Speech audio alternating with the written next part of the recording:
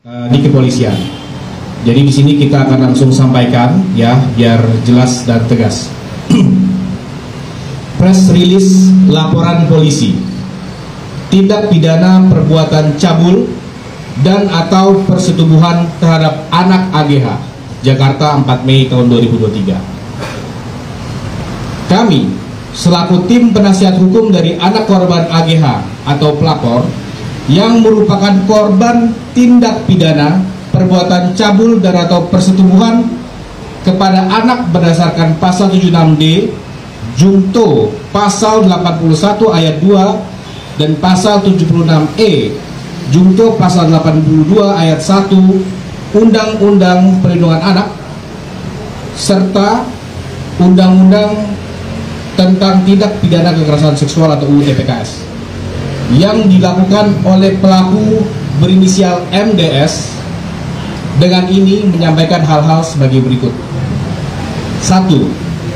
Bahwa kami telah melakukan pengajuan laporan polisi terhadap MDS selaku terlapor terkait tindak pidana perbuatan cabul dan atau persetubuhan yang dilakukan terhadap pelapor sebagai anak dengan rincian sebagai berikut. Laporan polisi pertama dibuat dan diajukan oleh penasihat hukum pelapor pada hari Selasa 2 Mei 2023 di Polda Metro Jaya, yang laporan ini ditolak karena alasan laporan polisi terhadap tindak pidana di atas harus dilakukan oleh orang tua wali pelapor dan bukan oleh penasihat hukum.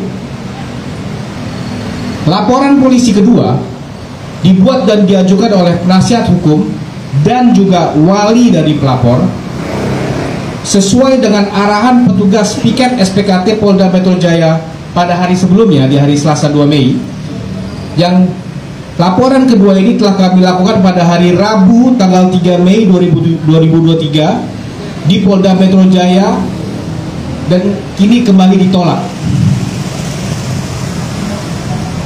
Namun dengan alasan bahwa perlu dilakukan visum terhadap pelapor terlebih dahulu, dan karena pelapor sedang berada di tempat penahanan, maka petugas piket SPKT Polda Metro Jaya perlu menunggu kepulangan atasannya terlebih dahulu dari tugas pada hari Senin tanggal 8 Mei 2023 dan menghimbau kepada kami untuk melakukan laporan kembali di tanggal tersebut.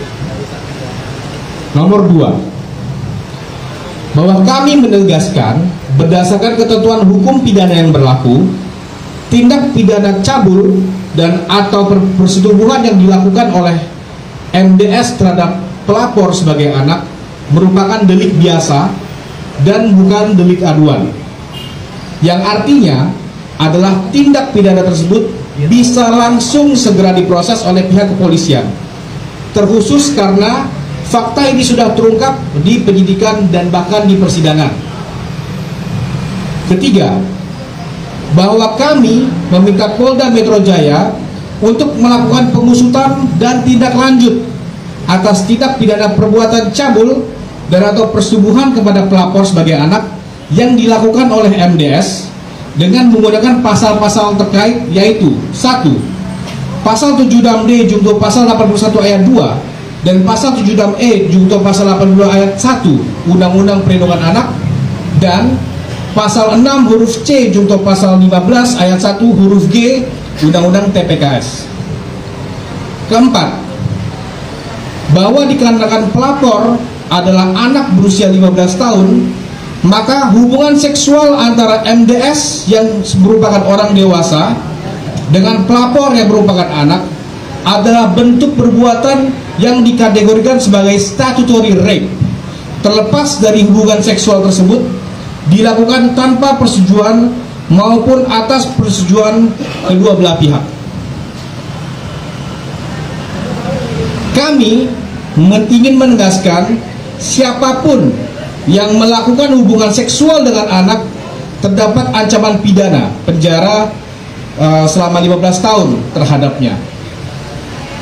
Kelima, bahwa dikarenakan pengajuan laporan polisi kami telah ditolak sebanyak 2 kali tersebut dan hingga saat ini belum dilakukan proses penyelidikan oleh pihak kepolisian. Hal ini sangat-sangat mengkhawatirkan. Hal ini sangat-sangat memprihatinkan dan memperlihatkan betapa sulitnya untuk mengajukan laporan polisi terhadap MDS.